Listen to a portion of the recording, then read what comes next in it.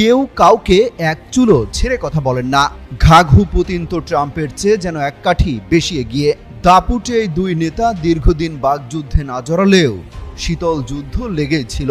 এবার ইউক্রেন ইস্যুতে মুখোমুখি অবস্থানে দুই নেতা।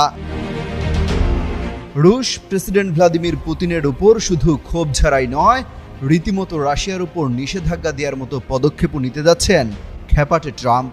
মঙ্গলবার হোয়াইট হাউসের মন্ত্রিসভায় বৈঠকে ট্রাম্প সাফ জানিয়ে দেন পুতিনের মিথ্যা আচরণের কারণে ইউক্রেন রাশিয়ার দুপক্ষতেই মৃত্যু বাড়ছে।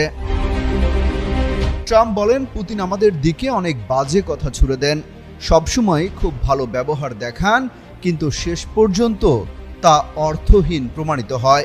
পুতিনকে খুনি আখ্যা দিয়ে তিনি বলেন, রাশিয়ার সৈন্য এবং ইউক্রেনীয়দেরকে হত্যা করছেন তিনি।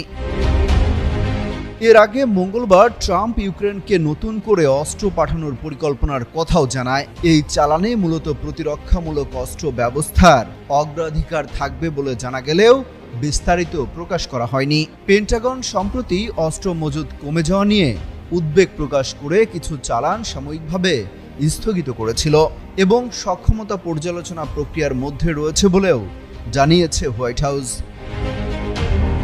ইউক্রেন যুদ্ধ দ্রুত বন্ধ করার প্রতিশ্রুতি দিয়ে ট্রাম্প নির্বাচনী প্রচারণা শুরু করলেও এখনও যুদ্ধ থামাতে উল্লেখযোগ্য সাফল্য আসেনি।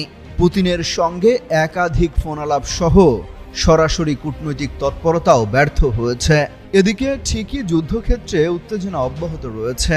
সোমবার রাশিয়া দাবি করে তারা ইউক্রেনের দিনিপ্রোপেট্রোভস্ক অঞ্চলের ডাসনে গ্রামটি নিয়ন্ত্রণে নিয়েছে এবং একাধিক ফ্রন্টে অগ্রযাত্রা অব্যাহত রয়েছে। মে মাসে তুরস্কে রাশিয়া ইউক্রেনের মধ্যে সীমিত বন্দি বিনিময়ের চুক্তি হলেও বৃহত্তর যুদ্ধবিরতি নিয়ে আলোচনা থমকে আছে। মঙ্গলবার ক্রেমলিনের মুখপাত্র দিমিত্রি পেসকভ জানান, পরবর্তী দফায় আলোচনার তারিখ ঠিক করার জন্য মস্কো এখনও কিয়েভের উত্তর প্রত্যাশা করছে। পেসকভ বলেন, যত দ্রুত তারিখ নির্ধারিত হবে তত দ্রুত আমরা তা ঘোষণা করব।